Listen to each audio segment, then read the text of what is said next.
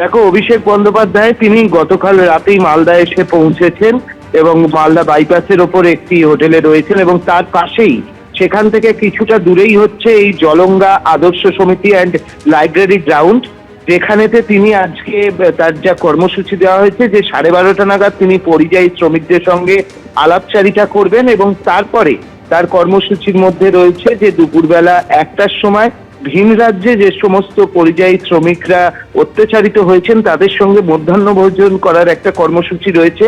সেটাও হচ্ছে এই জলঙ্গা আদর্শ সমিতি এবং লাইব্রেরি গ্রাউন্ডেই হবে, কিন্তু সেখানে একটি অ্যান্টি চেম্বার করা হয়েছে, সেখানে হবে।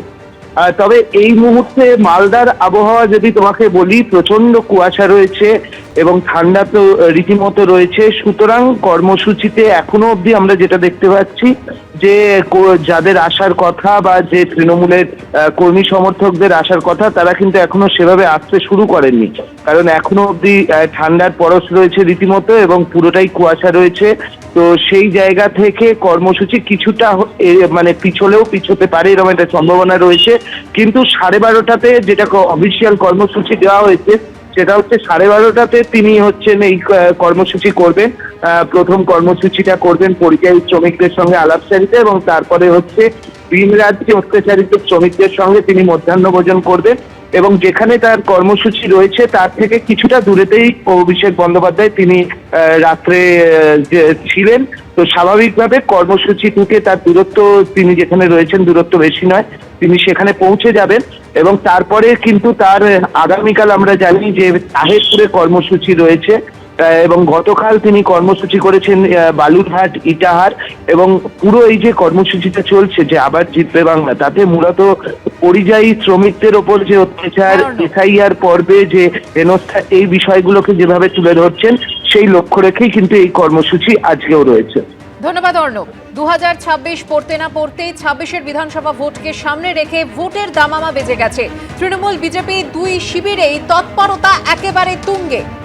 পশ্চিমবঙ্গ জয়ের লক্ষ্য নিয়ে আজ কলকাতায় আসছেন বিজেপি সভাপতি জেপি নাড্ডা। চলতি মাসে প্রধানমন্ত্রীর রাজ্য সফরের আগে দুদিনের সফরে কেন্দ্রীয় স্বাস্থ্যমন্ত্রী।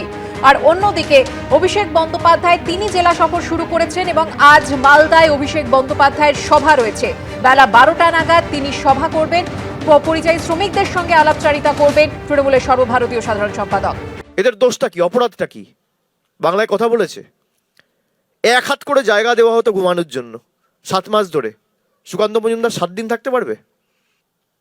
সুকান্ত মজুমদার তো ফ্যাশন শোয়ে হাঁটেন। আপনাকে মানুষ নির্বাচিত করেছে ফ্যাশন শোয়ে হাঁটার জন্য র্যাম্পে? আপনাকে মানুষ নির্বাচিত করেছে ট্রেনে স্টপেজ করার জন্য? আপনি কি স্টপেজ মিনিস্টার? আমার এলাকার মানুষ জানে তো আমি কোথায় হাঁটি, র্যাম্পে তো উনি হাঁটেন। এবং আমি আজকে চ্যালেঞ্জ করছি, তো আজকে তো গরিবের মানুষের বাড়িতে গেছিলেন উনি, আজকে ওনাকে বলতে বলুন, ডিসক্লোজ করতে বলুন যে উনি কোন ব্র্যান্ডের জামা পরে গেছিলেন, কত টাকা তার দাম, কোন ব্র্যান্ডের প্যান্ট পরে গেছিলেন, কোন ব্র্যান্ডের জুতো পরে গেছিলেন।